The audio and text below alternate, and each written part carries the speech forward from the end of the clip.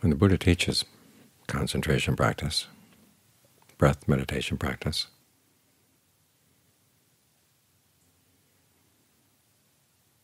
he gives you a physical fabrication to focus on, i.e. the breath coming in and going out. And then he gives you a verbal fabrication, the instructions.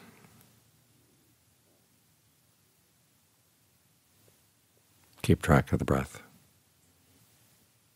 Remain focused on the breath. Ardent, alert, mindful, putting aside greed and distress with reference to the world.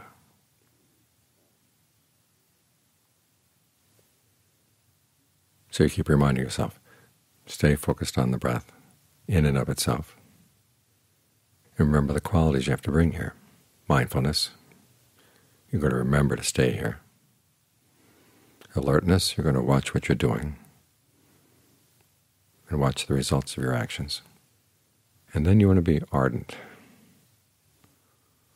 Once you've seen what you're doing and the results of your actions, you decide, is it good enough? If it's not, what can you do to make it better?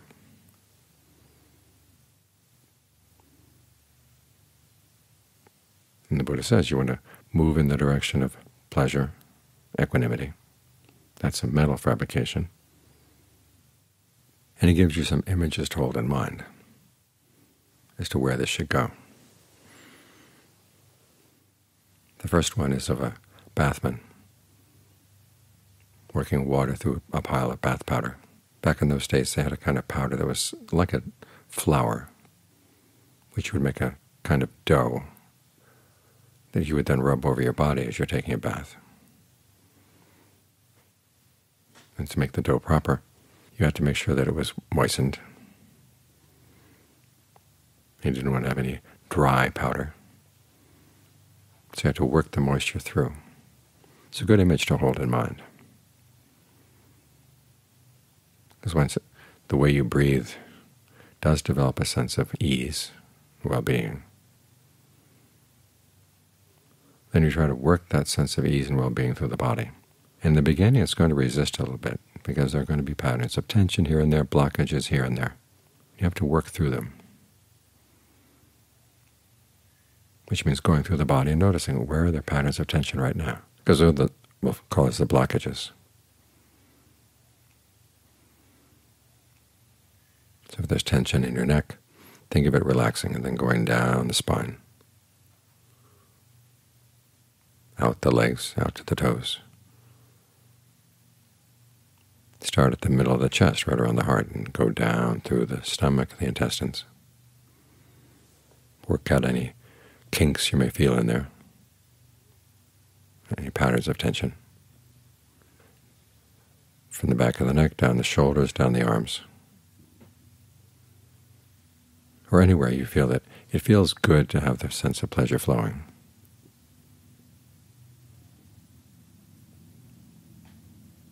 And as a general rule of thumb, you want to remember that you don't push the breath around. You simply open the channels. Let the breath do its own thing. Because if you start pushing things around, you'll actually be pushing the blood and the lymph around a lot. And sometimes they get stuck up in the head, or there's a tightness in the chest.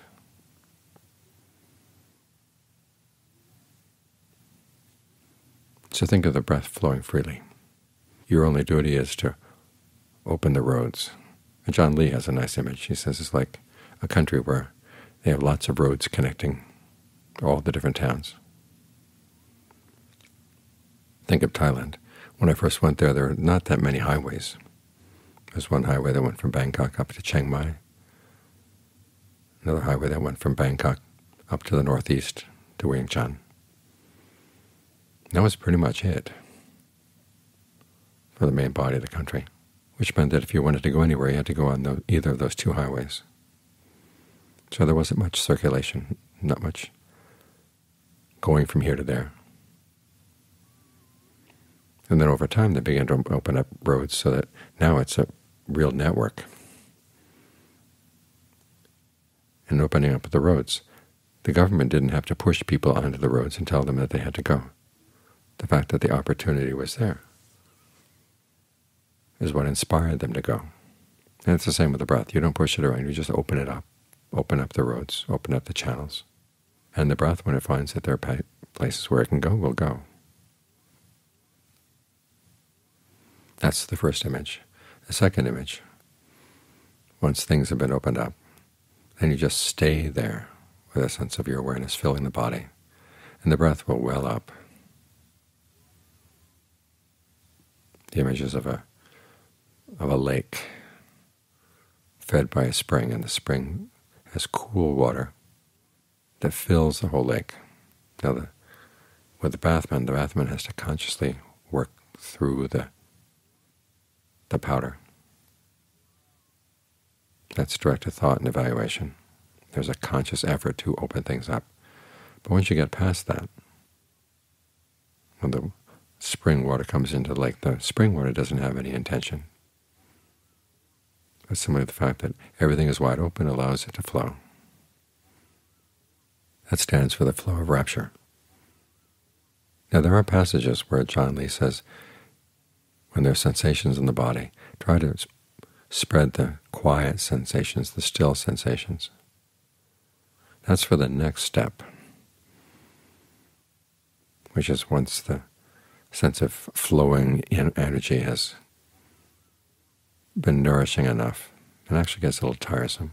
What you want is stillness. You tune into a more still level of energy in the body, and you realize there's an energy that permeates the whole body. It's perfectly still all the time. You may first access it, say, at the point where the diaphragm meets the ribs, right at the sternum. Other people find it at the back of the hands, the tops of the feet. The image here is of a still lake, and lotuses growing in the lake, and some of them don't get up above the water, and so they're saturated with the water of the lake, the still water, from the roots to the tips.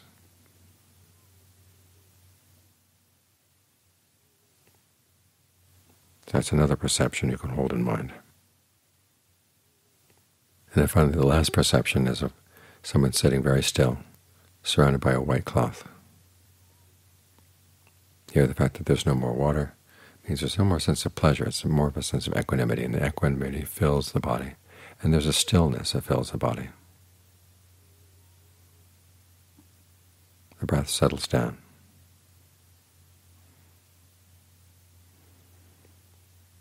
You're alert, mindful. This is where mindfulness is pure, equanimity is pure, and everything is perfectly poised.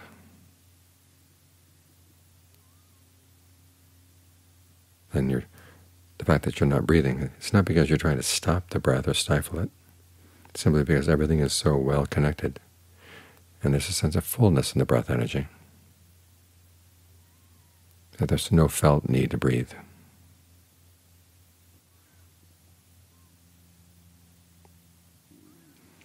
And from there, the Buddha provides even more perceptions. The next one is paying no attention to the perceptions of form. In other words, the sense of a boundary or a shape to the body begins to dissolve.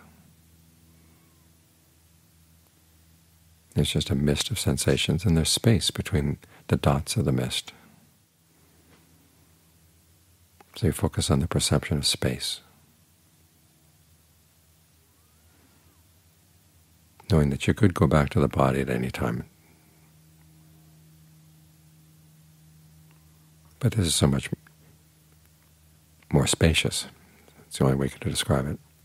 And you begin to get a sense that the space permeates not only your body, but also the walls of the cellar, the air outside, the ground beneath us.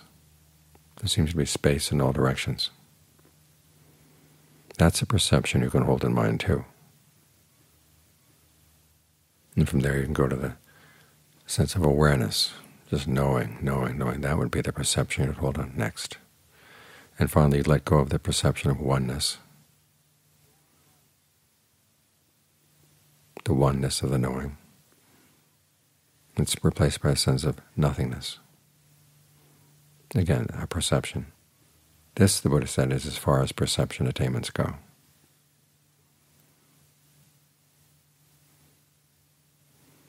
So he's giving you an object lesson in how you can use those three kinds of fabrication, bodily, verbal, mental, to get the mind to settle down. This is right in line with his instructions on breath meditation. Once you're sensitive to bodily fabrication, you try to calm it down. When you're sensitive to mental fabrication, feelings and perceptions, you find feelings that are more calming, perceptions that are more calming.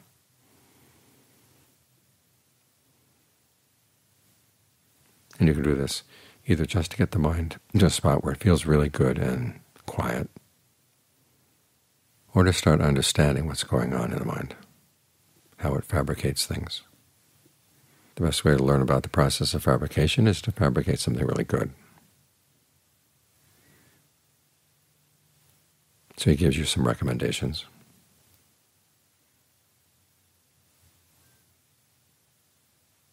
And it's good to keep them in mind, because the picture we have in mind of what we're trying to attain here will have a huge impact on what we're doing.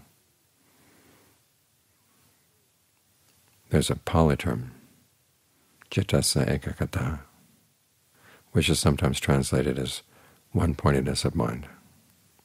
And if you hold that image in mind, it's going to have a huge influence on what you're trying to do. Get everything reduced to one point, block everything else out. But that wouldn't fit in with the images the Buddha is providing. Well, it turns out that that term, ekaggata, eka, one, aga, which they're translating as point, and the da is what turns it into a noun. It's the ness in English. Well, aga doesn't mean point.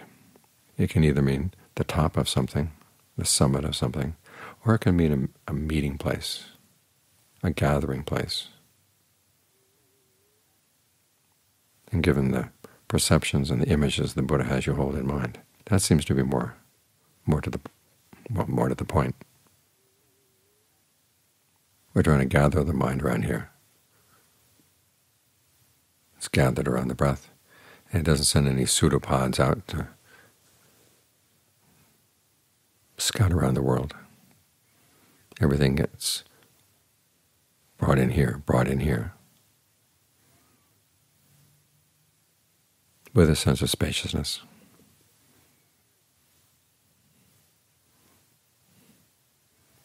With a strong sense of well-being, even the equanimity. There's one point where the Buddha said equanimity is actually a very subtle form of pleasure.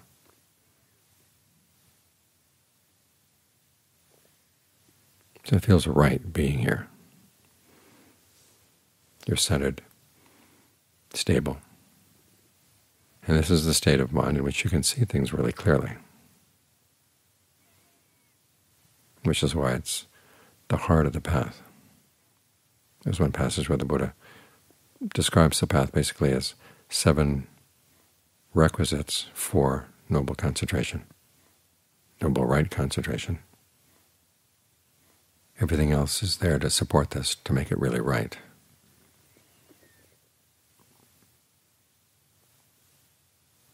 So this is the center of the path. Make this your center as well. Because once you've learned how to create this as you're sitting here, don't let it just fall off your lap as you get up, walk away. Try to take it with you as much as you can. It may not be quite so firmly grounded, but it's nothing to toss away or to look down on. John Suwato commented several times that his best insights came while he was walking, doing walking meditation, i.e. wherever he was walking. And so even though the concentration when you're walking is not quite as stable as the concentration while you're sitting, still the fact that the mind is moving around a little bit lets you see the movements of the mind, reflect on them, and yet not go running with them. So that aspect of concentration stays with you no matter what your posture, if you make up your mind that that's what you want to do. This doesn't happen on its own. It happens because you want it. And you want it so much that you want to do it well. So you've tamed your desires. in line with the fabrications that the Buddha recommends.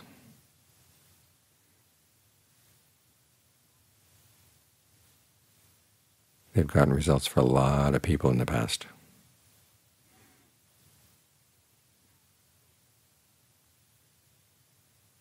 And here's your opportunity to join that fortunate group of people.